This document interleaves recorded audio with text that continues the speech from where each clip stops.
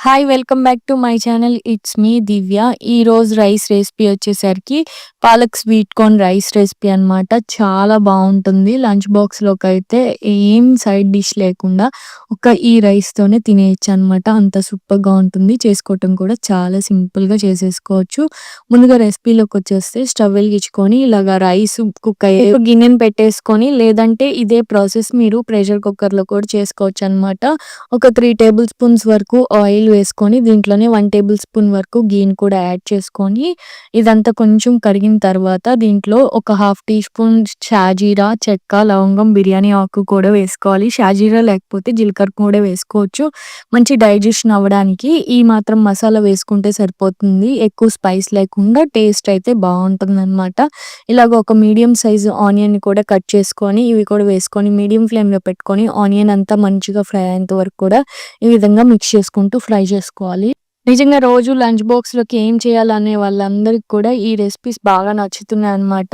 So, onions అనేది ఈ విధంగా ఫ్రై చేసేసుకున్న తర్వాత దీంట్లోకి నేను చూపిస్తున్న ఇంగ్రీడియెంట్స్ అన్నీ కూడా వన్ బై వన్ యాడ్ చేసేసుకోండి. ముందుగా ఉడికించి పెట్టుకున్న స్వీట్ కార్న్ లేదంటే రా స్వీట్ కార్న్ అయినా ఏసేసుకోవచ్చు. నేను ఇక్కడైతే రాదే యాడ్ చేస్తున్నాను. ఎందుకంటే మనం రైస్ బాయిల్ చేయడానికి వాటర్ యాడ్ చేస్తాం కాబట్టి బాయిలింగ్‌లో ఈ స్వీట్ కార్న్ కూడా ఉడికిపోతాయన్నమాట. సిమ్‌లో పెట్టుకొని ఒక 2 నిమిషాల పాటు ఇలాగ రా స్వీట్ కార్న్ వేసుకున్నవి ఫ్రై చేసుకున్న తర్వాత ఒక హాఫ్ టీ స్పూన్ వరకు అల్లం వెల్లుల్లి పేస్ట్‌ని కూడా వేసుకొని, స్వీట్ కార్న్‌కి ఇంకా ఉల్లిపాయ ముక్కలకి బాగా పట్టేంత వరకు కూడా ఒక 2 నిమిషాలు అల్లం వెల్లుల్లి పేస్ట్ పచ్చి వాసన పోయేంత వరకు కూడా ఈ విధంగా సిమ్‌లో పెట్టుకొని మంచిగా కలుపుకుంటూ ఫ్రై చేసుకుంటే మనకి ఆ ఫ్లేవర్ అనేది మంచిగా వస్తుందనమాట. ఈ విధంగా అయితే వీటిని అన్నిటిని కూడా కలుపుకున్న తర్వాత ఇప్పుడు నేను చూపిస్తున్న ఇంగ్రీడియెంట్స్ అన్నీ కూడా వన్ బై వన్ యాడ్ చేసేసుకోండి. ఫస్ట్ అయితే ఒక కప్పు వరకు పాలకూరని, ఒక కప్పు రైస్‌కి ఒక కప్పు వరకు పాలకూర యాడ్ చేసుకుంటే సరిపోతుంది. ఏ కప్‌తో రైస్ తీసుకుంటామో అదే కప్‌తో యాడ్ చేసుకోండి. దీంట్లోకి ఒక 2, 3 పచ్చిమిర్చి చీలికలు, అలాగే కొంచెం అంత కొత్తిమీర, పుదీనా కొంచెం ఎక్కువ వేసుకోండి. ఫ్లేవర్ బాగా వస్తుందనమాట. ఇవన్నీ కూడా బాగా సిమ్‌లో పెట్టుకొని ఒక 5 నిమిషాల వరకు బాగా ఆకంతా కూడా మగ్గేంత వరకు కూడా ఆకులో ఉన్న వాటర్ అంతా వచ్చే వరకు కూడా సిమ్‌లో పెట్టుకొని 5-10 నిమిషాల వరకు కలుపుకుంటూ మధ్య మధ్యలో ఈ విధంగా అయితే వీడియోలో చూపిస్తున్నట్టుగా ఫ్రై చేసుకోండి. ఫ్రై చేసుకున్నప్పుడే మంచిగా పచ్చి వాసన లేకుండా ఆకంతా కూడా బాగా ఫ్రై అవుతుంది. అలాగే పుదీనా ఫ్లేవర్ అనేది బాగా వస్తుంది. పాలకూర వేసిన తర్వాత ఆకు మగ్గేంత వరకు కూడా మూత పెట్టుకోకుండా ఇలాగ కలుపుకుంటూనే కంటిన్యూస్‌గా ఈ విధంగా సిమ్‌లో పెట్టుకొని మగ్గించుకోవాలి. ఇప్పుడు రైస్‌లోకి సరిపడేంత సాల్ట్ యాడ్ చేసుకోవాలి. నేను ఇక్కడ 1 గ్లాస్ రైస్‌కి 1 టేబుల్ స్పూన్ వరకు కల్లుప్పు యాడ్ చేస్తున్నాను. ఇది హోమ్‌మేడ్ బిర్యానీ మసాలా అనమాట. ఇంట్లో చేసుకున్న బిర్యానీ మసాలా అయినా, లేదు అంటే బయట తీసుకొచ్చుకున్న బిర్యానీ మసాలా అయినా ఒక హాఫ్ స్పూన్ వరకు వేసుకోండి సరిపోతుంది.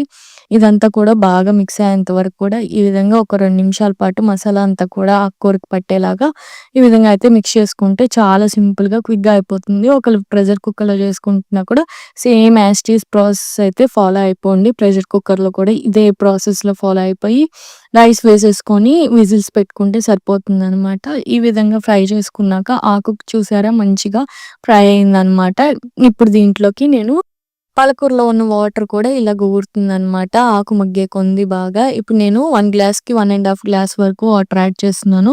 ప్రెషర్ కుక్కర్‌లో కూడా సేమ్ క్వాంటిటీ వాటర్‌ని యాడ్ చేసుకోండి. 1 గ్లాస్‌కి 1 ½ లేదంటే ఇంకా మెత్తగా తినాలనుకుంటే గనక 2 గ్లాసెస్ వరకు వేసుకోవచ్చు. నేనైతే కొంచెం పొడి పొడిగా ఇష్టపడతాం కాబట్టి 1 ½ వరకు వేస్తున్నాననమాట. మీడియం ఫ్లేమ్‌లో పెట్టుకొని వాటర్ మంచిగా హీట్ అయ్యేంత వరకు కూడా హీట్ చేసుకోవాలి. వన్స్ వాటర్ ఇలాగ బాయిలింగ్ వచ్చేసినాక స్టవ్ సిమ్‌లో పెట్టేసుకోవాలి. ఆకు చూసారా ఎక్కడ కూడా నల్లగా అవ్వలేదు. మనకి అదే గ్రీనరీలో ఉంది కదా!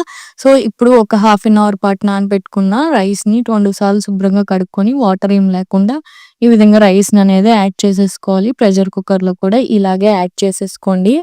చాలా సింపుల్‌గా అయిపోతుంది. పిల్లలకైతే లంచ్ బాక్స్‌లోకి మంచి హెల్తీ రెసిపీ అని చెప్పొచ్చు. ఎందుకంటే బేసిక్‌గా ఆకుకూర తినమంటే తొందరగా తినరు కాబట్టి ఎప్పుడు పప్పులోనే కాకుండా ఇలాగ రైస్ కూడా చేసి పెట్టండి. చాలా బావుంటుంది. దీని ప్లేస్‌లో స్వీట్ కార్న్ కాకపోయినా మీరు పచ్చి బఠానీ ఉంటాయి కదా! అవి అయినా కూడా యాడ్ చేయొచ్చనమాట. ఇలాగ రైస్ వేసిన తర్వాత ఒకసారి మొత్తం కూడా మిక్స్ చేసేసుకొని మూత పెట్టుకొని మీడియం ఫ్లేమ్‌లో ఒక 10 నిమిషాలు, లో ఫ్లేమ్‌లో ఒక 15 నిమిషాల పాటు కుక్ చేసుకుంటే మనకి రైస్ అనేది పర్ఫెక్ట్‌గా కుక్ అయిపోతుంది. అదే ప్రెషర్ కుక్కర్‌లో అయితే 3 విజిల్స్ వరకు కుక్ చేసుకోండి. లేదు అంటే 4 విజిల్స్ అయినా పెట్టుకోవచ్చు. కొంచెం మెత్తగా అవుతుంది. 3 విజిల్స్ అయితే మనకి రైస్ ఇలాగా మామూలుగా పొడి పొడిగా వచ్చేస్తుందనమాట. స్టవ్ ఆఫ్ చేసేసి ఒక 10 నిమిషాల పాటు అలా వదిలేసారంటే మనకి రైస్ చాలా బావుంటుంది. ఈ విధంగా అయితే పొడి పొడిగా వచ్చేస్తుందనమాట. లంచ్ బాక్స్‌లోకి సింపుల్‌గా, క్విక్‌గా అయిపోయి హెల్తీ రెసిపీ. ఈ రెసిపీ ఒక్కసారి ట్రై చేసేయండి. అలాగే రెసిపీ నచ్చితే మన ఛానెల్ సబ్స్క్రైబ్ చేసుకోండి. మీ ఫ్రెండ్స్ అండ్ ఫ్యామిలీ మెంబర్స్‌కి షేర్ చేయండి, లైక్ చేయండి.